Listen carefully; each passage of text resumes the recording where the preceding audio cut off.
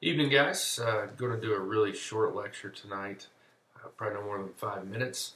I just want to get you guys working on the practical exercise with South Carolina statutes, specifically felony and misdemeanor statutes, dealing with a whole host of issues. So, going to hit this thing real quick.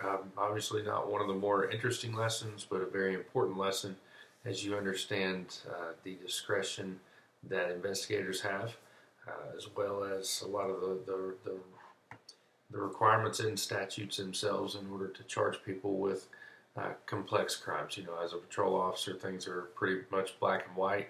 You're drunk behind the wheel of a car. You took the goods out of the store. You know, with a detective, you're called out on more complex issues, and so you're going to be asked to look at some complex issues with 5 different scenarios and come up to a solution. Please know there is no wrong solution really to these as long as you're in the neighborhood. So, you know, whether or not you choose to charge and what you choose to charge with is not necessarily wrong. It just depends on your individual discretion and how you see the facts. You just need to be able to type that back into me and let me know what your standing is. As long as you can do those things, you'll probably get full credit for the practical exercise.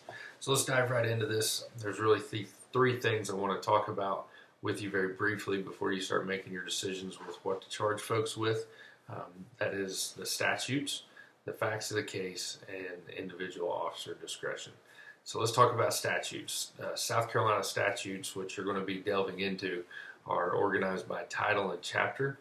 You're going to be spending your time in the title for criminal laws, so things like theft, homicide, aggravated assault, robbery, run-of-the-mill criminal offenses, and the chapters are going to vary. And so for each issue that you come up with these scenarios, you'll have a different chapter. Those links are there for you to go into the chapter and actually look around.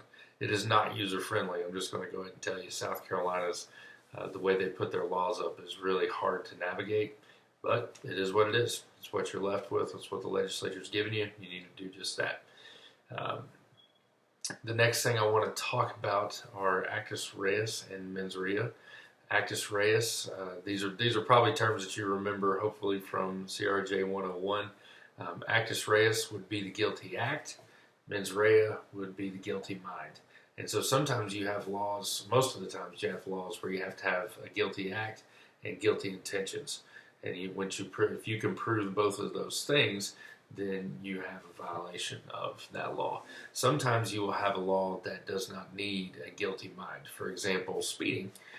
You do not have to know you were speeding in order to be proven guilty of speeding. You don't have to run a red light to know, or you don't have to know that you're running the red light in order to be charged with a violation of running the red light.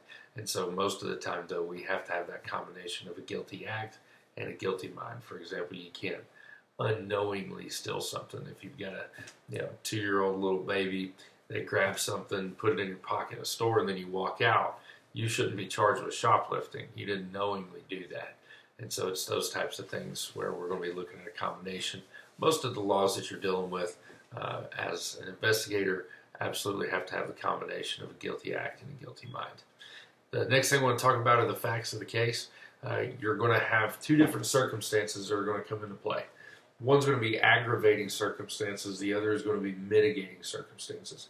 Aggravating circumstances make the situation look worse.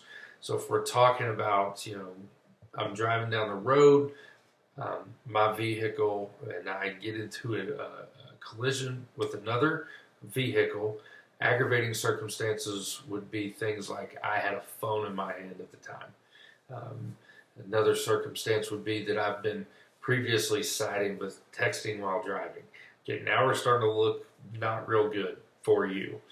On the other hand, the mitigating circumstances, let's say we send a subpoena to the phone company and they say that there was no phone call and that there was no text messaging going on my phone at the time.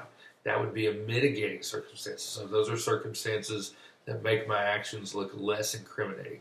So aggravating circumstances are more incriminating, mitigating circumstances are less incriminating. You have to take all of these circumstances into account when looking at the facts of the case, just as if you were an attorney, whether a prosecuting attorney or a defense attorney. If you're always looking at your case and the circumstances of your case, like both these parties, you're really not going to get a surprise, and you're going to have a pretty fair view of what to charge somebody with. Last thing I want to talk to you very briefly about is officer discretion. This is a tough one. You know, each officer's discretion is different based upon your circumstances, possibly your upbringing, possibly the kind of mood you're in that day, depending on what this person has said or done to you. So there's a lot of things that go into discretion. Let's talk very briefly about a few of these. Number one, the history of the situation.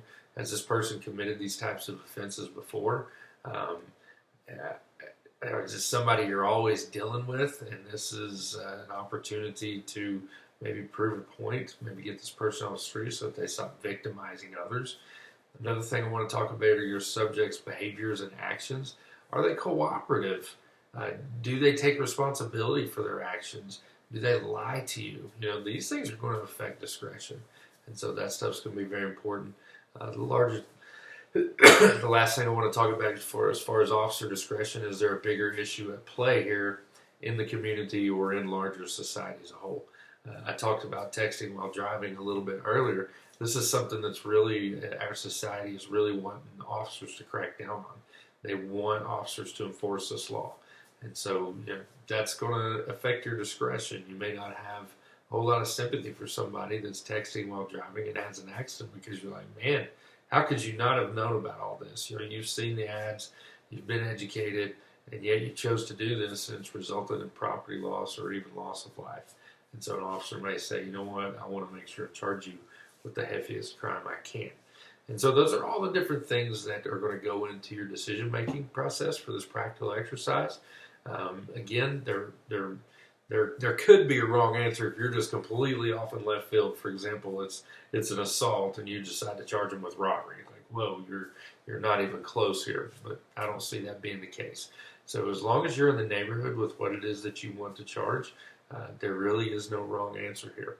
So just make sure you explain yourself, you explain your decision, and email me your answers by the due date.